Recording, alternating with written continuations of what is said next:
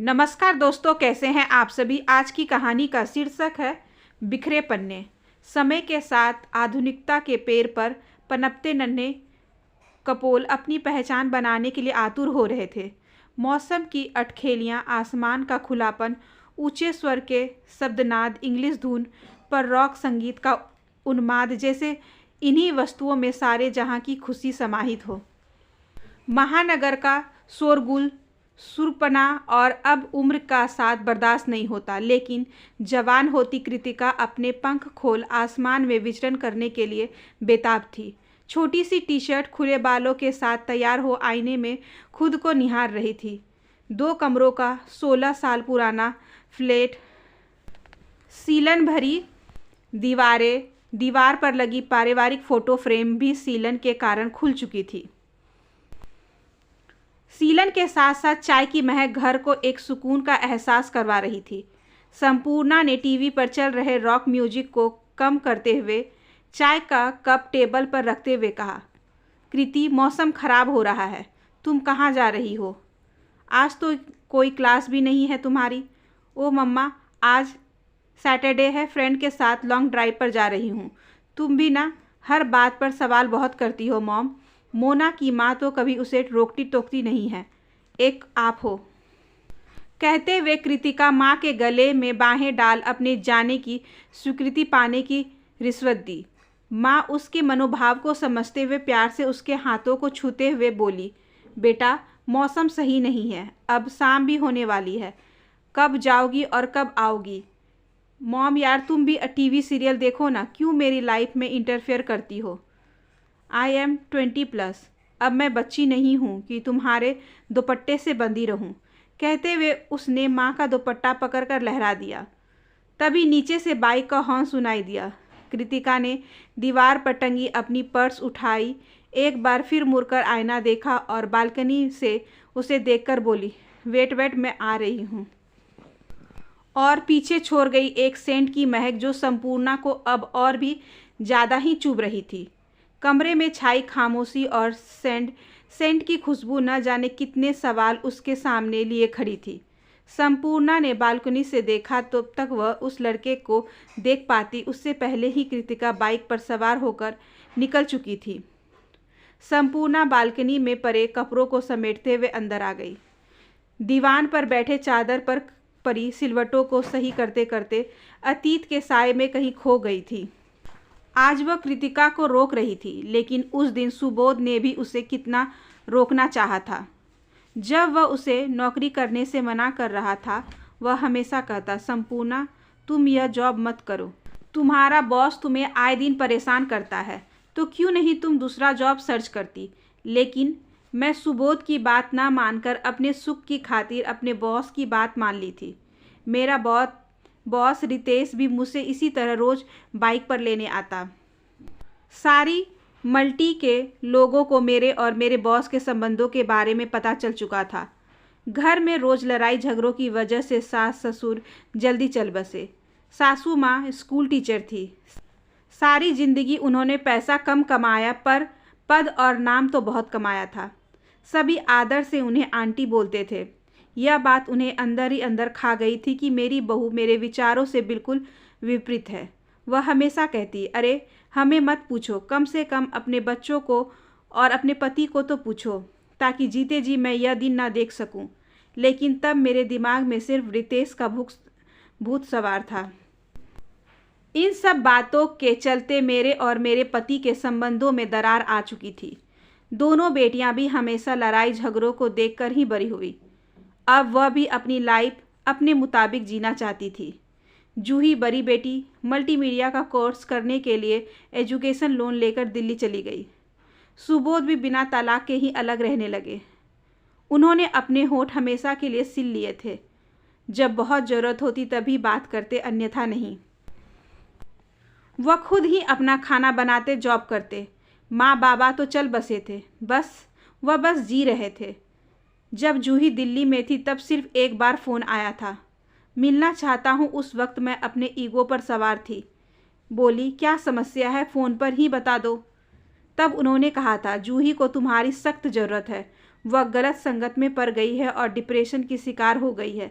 तब मेरा कलेजा बैठ सा गया था। मैंने उसे फ़ोन किया, पूछा, बेटा क्या हुआ? तुम अपने पापा से सभी बातें शेयर करती हो, मुझसे क्यों नहीं? क्या मैं तुम्हारी माँ नहीं? माँ की दर्द भरी आवाज़ सुन जूही खिलखिला कर बोली, यार मॉम, तुम्हें कब से फैमिली सिकनेस होने लगी? जब से मैं समझदार हुई हूँ तब से देख ही रही हूँ कि तुम तो हमेशा ही अपनी खुशियाँ ढूंढने में लगी रहती थी। उस समय परिवार रूपी पेड़ के पत्ते बिखर रहे थे। तब तुम्हारा ध्यान पापा और हमारी तरफ कहाँ था? आपने कभी हमें भावनात्मक सपोर्ट नहीं किया।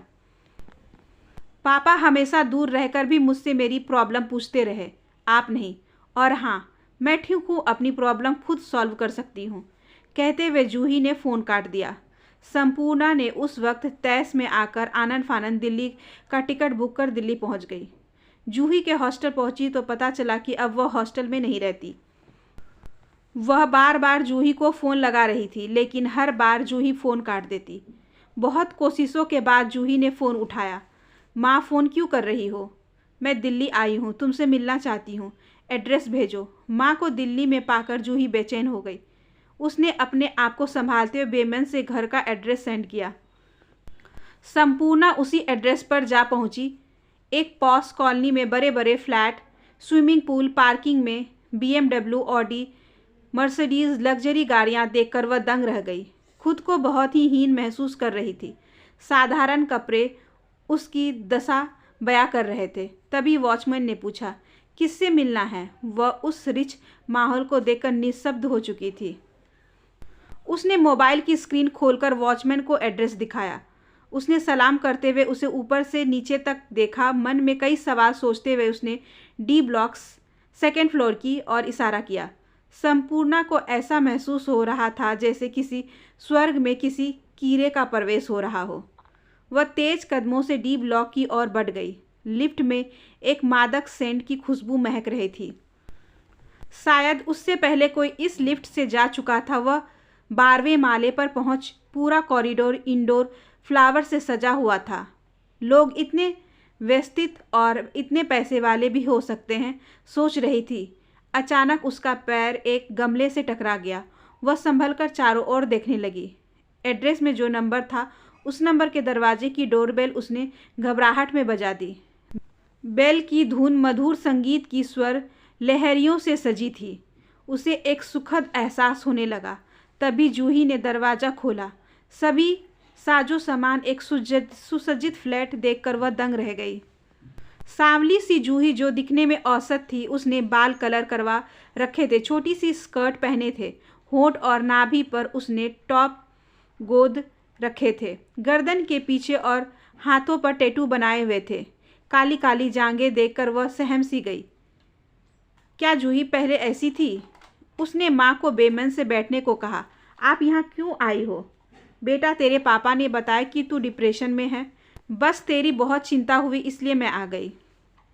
मेरे डिप्रेशन से होने से आपका क्या फ़र्क पड़ता है? क्या कहते हुए उसने फ्रिज से ठंडी बियर निकाली और साइड टेबल पर पड़े सिगरेट के पैकेट को सिगरेट निकालकर लाइटर से जलाकर कस लेते हुए माँ के सामने बैठ गई। काले होठों से निकलता सिगरेट का धुआं ड्राइंग रूम में एक अजीब उन्माद पैदा कर रहा था। जूही माँ की और अजनबी सी नज़र डालते हुए बोली, तुमने तो मुझे पढ़ने भेजा था ना? क्या एडमिशन के पैसे दिए थे मुझे? लोन भरना था, क्या करती? पापा बेचारे क्या करते?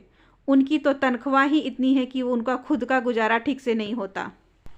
कहते हुए उसने एक बियर का घूंट पिया। वह माँ की तरफ देखते हुए बोली, मॉम, आप यहाँ नहीं रह सकती। आप आज रात की बस से वापस चले जाओ। बेटा क्यों? तूने शादी कर ली है? जूही की बात पूरी होने से पहले ही संपूर्णा ने सवाल किया। व्हाट नॉनसेंस मॉम, आप क्या शादी वादी की बातें कर रही हो? आज के ज़माने में शादी कौन करता है भला? सब कुछ लिविंग में मिल जाता है। Just chill mom. और हाँ, आपने शादी के बाद क्या किया सब जानते हैं ना। आप ना तो एक अच्छी वाइफ बन सकी और ना ही एक अच्छी मॉम। क्या आप चाहती हैं कि मैं भी वही सब दोहराऊं? नहीं मॉम, नहीं। मुझे मेरे खर्चे के लिए पैसे चाहिए और मुझे मेरा लोन चुकता करना था। और वैसे भी यहाँ की नाइट लाइफ अलग होती है। लोग रातों को पबों में जाते हैं, लाइफ इंजॉय करते हैं। मुझे भी पैसे कमाने का जरिया किताबों की डिग्री से नहीं, अपने आत्मविश्वास से मिला है। यह फ्लैट मेरे लिविंग पार्टनर का है, तो डिप्रेशन क्यों? मैंने उसकी मदहोश होती नज़रों को देखकर पूछा। मॉम, मेरा यहाँ कुछ नहीं है। वह मुझे सऊदी अरब भेजना चाहता है। पार्टी से उसने डील कर रखी है। बट मैं अब थक गई हूँ मॉम। इस राह पे वापस आना चाहती हूँ, पर मेरे सारे रास्ते बंद हो चुके हैं। उसने मुझ पर बहुत खर्चा किया है। मैं उसे इतना पैसा लौटा नहीं सकती। मैं लौट कर कैसे आऊँ? सो आई एम वेरी डिप्रेस्ड। तुम जाओ यहाँ से। कहते हुए मॉम को निहारने लगी। समय के साथ आधुनिकता का पेड़ इतना विशाल हो गया था कि इसकी घनी काली छाँव ने हमारी सबकी ज़िंदगी को अंधकार में डुबो दिया था। संपूर्णा सोच भी ना सकी कि उसे यह दिन भी देखना पड़ेगा। आज अपने परिवार को बिखरता देख उसे अपने आप पर मलाल हो रहा था। सोच में पड़ गई, काश मैं उस वक्त समझ जाती। उस वक्त सुबोध ने मुझे कितना समझाया था, लेकिन उस वक्त तो मेरे सिर पर रितेश का भूत सवार था।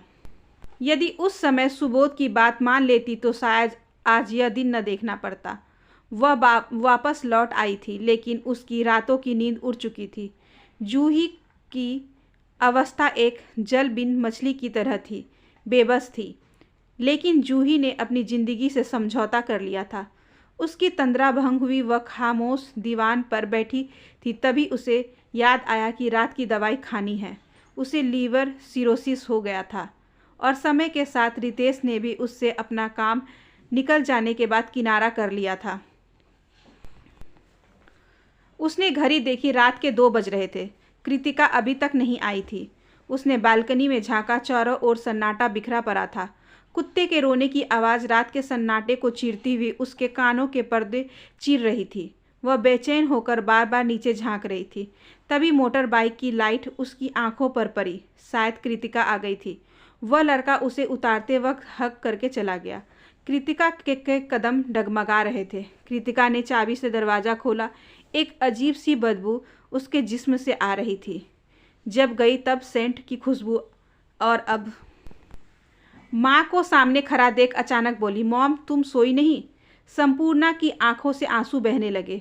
अपने परिवार के सदस्यों को इस कदर बिखरता देख वह बिलख पड़ी। उसने कभी सोचा नहीं था कि बीता हुआ अतीत भविष्य को खराब कर सकता है।